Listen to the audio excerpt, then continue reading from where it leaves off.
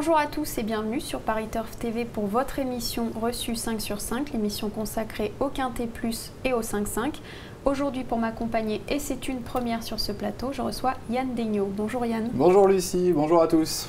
On va donc s'intéresser à l'événement de ce samedi à Enghien. C'est le prix de Villiers sur les 2150 mètres avec un départ à l'autostart et ils seront 16 partants.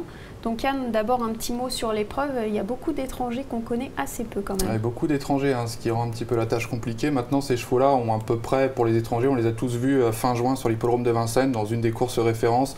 On a pu prendre quelques notes. Il y avait certains qui étaient déjà engagés pour ce quintet de samedi à Enghien. Du coup, j'ai l'impression quand même que les étrangers vont peut-être être durs à battre en ce samedi. Et bien justement, on va écouter votre sélection pour cette course. Avec en tête le numéro 5, Calvin Borel, qui a vraiment fait belle impression dans la course référence. Le 6, Blues d'Ourville, qui représente les chances tricolores. Le 15, Schialao OM, qui a des bonnes performances à faire valoir. Le 11, Davy Bocco. Le 2, Ballisto de Mai, qui aura l'avantage de partir en première ligne. Le 12, Romero, un Italien. Et en fin de sélection, le 9, un Tai Armani, qui s'est bien défendu la dernière fois. Et le 14, Aristo Vici. Donc vous l'avez dit en tête, vous classez le 5 Calvin Borel qui reste sur un très beau succès à Vincennes sur les 2100 mètres de la grande piste. On va d'ailleurs revoir la ligne droite. Il s'imposait vraiment très bien comme à la parade. Oui, on voit là que son driver a déjà entre guillemets les mains posées. Il a vraiment la marge pour le faire. Il trotte 1:11,4 ce jour-là sur les 2100 mètres à Vincennes. C'est quand même un excellent chrono. Il avait fait le tour de Cerevo dans le tournant final. Il avait vraiment gagné avec la manière. Ce jour-là, il y avait Ballisto de Mai qui venait prendre une encourageante 5e place. Mais c'est vrai que ce Calvin Borel laisse vraiment une belle impression. On a senti un cheval qui est en gros retard de gain. Maintenant, son entraîneur avait prévu la dernière fois. C'est un cheval qui est capable de faire une faute à n'importe quel moment. Alors, il est déclassé dans cette catégorie. S'il reste au trot, je pense qu'il ne sera pas battu samedi. Maintenant, voilà, il n'est pas à l'abri d'une petite faute. Il sera écrasé d'argent. Donc, c'est soit on le place en tête, soit on tente carrément de le rayer. Mais c'est quand même dur de ne pas le garder dans une sélection. Ce sera compliqué, ouais. Ce sera tout ou rien, alors, à votre avis? Oui, je pense que voilà, ce sera tout ou rien. Je ne le vois pas être 3, 4, 5e. C'est soit il sera vraiment premier, parce que 1:11,4, il n'y a pas un autre concurrent capable de faire ce chrono à l'heure actuelle. Donc, soit premier, soit dans la colonne des disqualifiés. Très bien. Juste derrière, vous classez le 6 Blues d'Ourville qui sera cette fois déféré des postérieurs, ce qui lui réussit très bien. Et avant de vous écouter, on va écouter ce que son entraîneur a déclaré à Arnaud Lecomte. On l'écoute. Il a gagné en gain à l'auto sur ce parcours-là. Donc voilà, déféré derrière avec Mathieu Mottier. Il a des bouches-oreilles. Un très bon engagement. Il a beaucoup de choses de son côté. Oui, surtout qu'il démarre et qu'il devient maniable. Donc non, avec un bon parcours, ça peut faire l'arrivée. Bon, en effet, c'est la confiance dans son entourage. Oui, entourage confiant, et lui aussi a pris part à la course référence du 26 juin, et d'ailleurs son entourage n'avait pas caché ce jour-là qu'il préparait entre guillemets la course de ce samedi à Enghien. Il sera déféré des postérieurs, chose qui n'est pas arrivée souvent. Mathieu Mottier qui est en pleine bourre depuis de nombreux mois, on le voit faire des coups de 2, des coups de 3, aussi bien à Vincennes qu'en province. Je pense qu'il a beaucoup d'atouts dans son jeu, c'est un 4 ans, c'est un des plus jeunes, il est bien engagé, il se plaît piste plate, il a déjà gagné sur l'hippodrome d'Enghien.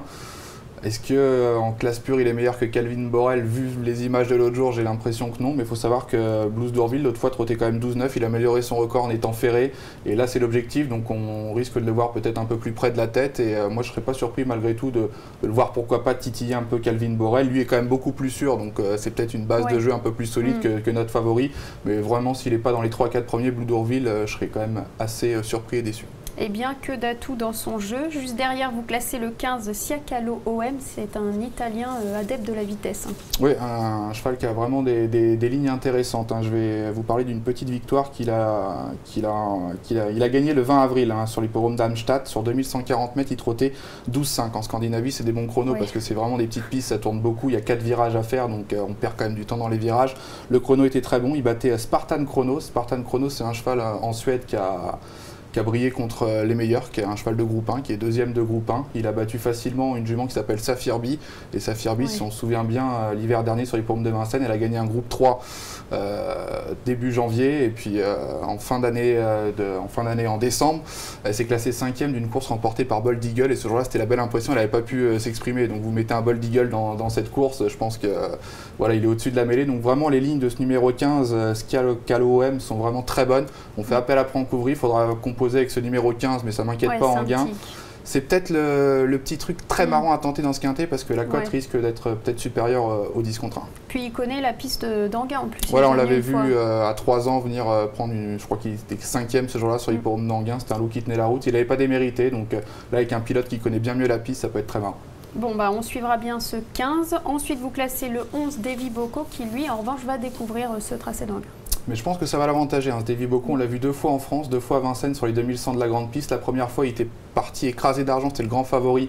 Il avait fait la faute dans la descente. Et l'autre jour, dans le quintet référence, pareil, il a fait la faute dans la descente. En retrait, on a vu que lui, Hugo Langueveg, avait beaucoup de regrets après le passage du poteau. Il a dit, ah, mon cheval, je pense qu'il n'aurait pas été loin de la vérité s'il n'avait pas fait de bêtises.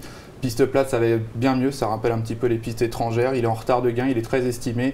Là aussi, je pense que malgré son numéro en seconde ligne, c'est un étranger qu'il faut impérativement garder sur de nombreux tickets parce qu'un jour ou l'autre, ça va faire tilt en France et je pense qu'il peut gagner un quintet comme ça. Mais il peut faire des petites bêtises. Voilà, il les a fait 2 fois en descendant, donc là on est en gain, piste plate. S'il voit qu'il n'y a pas de descente, il va peut-être être heureux et rester au trot du départ à l'arrivée. Si tel est le cas, je pense que c'est un cheval qui vaut bien mieux que les gains qu'il a actuellement. D'accord, juste derrière, vous classez le 2 Balisto de Mai qui lui est très régulier ces derniers temps. Oui, j'aime beaucoup ce petit Balisto de Mai, entraîné depuis pas mal de temps par Charles-Antoine Marie. Lui aussi avait couru le quintet référence du 26 juin, il a eu prendre la 5e place, il était venu terminer sagement on va dire, et c'est vrai que déjà Charles-Antoine Marie avait confié qu'il sera bien mieux à Anguin dans 15 jours, donc c'est là l'engagement, c'est aujourd'hui. Mathieu Abrivard qui est en pleine bourre, numéro 2 Autostart, c'est quand même un très bon numéro sur l'hippodrome d'Anguin. C'est un cheval avec qui manque peut-être cette petite étincelle pour s'imposer. Et là, avec les étrangers, ça me paraît encore compliqué de disputer la victoire. Mais vu sa régularité, je pense que là aussi, c'est peut-être un bon point d'appui pour être dans les 4-5 premiers sans problème. Ouais, il y a des bases quand même très solides. Ils sont nombreux à avoir visé cette course, visiblement. Ouais, c'est vrai que pour ces étrangers qui n'ont pas beaucoup de gains, là, c'est fermé, malgré tout à 85 000 €. Donc c'est bien pour cette catégorie. Les étrangers ont pour beaucoup 50 60 000 € de gains. Donc là, c'est des bons engagements. Ça va être une course très intéressante et je pense qu'on peut avoir encore de drôles de chronos parce qu'on a quelques concurrents de classe. Oui, et vous n'avez pas classé dans votre pronostic Avalo-Montaval, on va en parler si c'est une impasse ou pas. Mais on va écouter son entraîneur Fabrice Lercier qui lui est visiblement très confiant. Oui, le cheval est bien. Je ne sais pas si je vais le défaire encore, mais je pense qu'il va être muni de tout petits fers très légers avec la tête plate. Tout petit léger, parce qu'en Anguin c'est difficile de déférer, mais le cheval est parfait. Comment avez-vous jugé sa dernière prestation à Caen?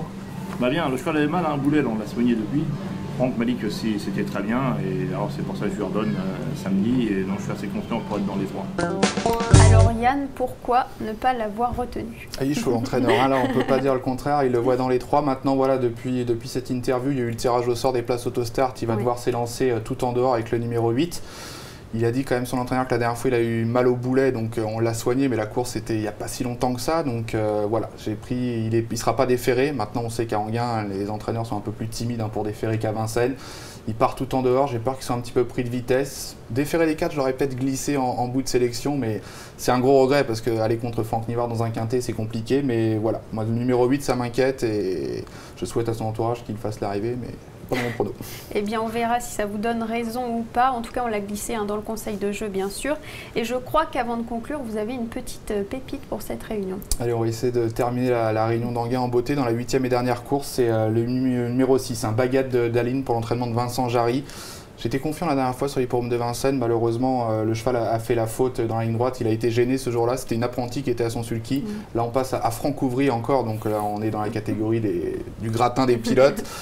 Bon engagement, il ne faut pas avoir gagné 33 000 €, le cheval a un peu plus de 30 000 €, il sera déféré des antérieurs, je pense que piste plate ça va être très marrant, et l'autre jour il y avait 40 contre 1, bon, là je me disais que Franck Ouvry il y aura peut-être 15-20 contre 1, mais je pense que ça peut être une cote très spéculative, attention donc à ce 806, baguette de Daline. Très bien, on suivra bien le 806. Merci beaucoup Yann, et merci au plaisir à vous, de vous retrouver sur ce plateau. Demain vous retrouverez Philippe Thévenon et Stéphanie Chastain, et je vous dis à très bientôt sur Paris Turf TV. Bonne chose à tous.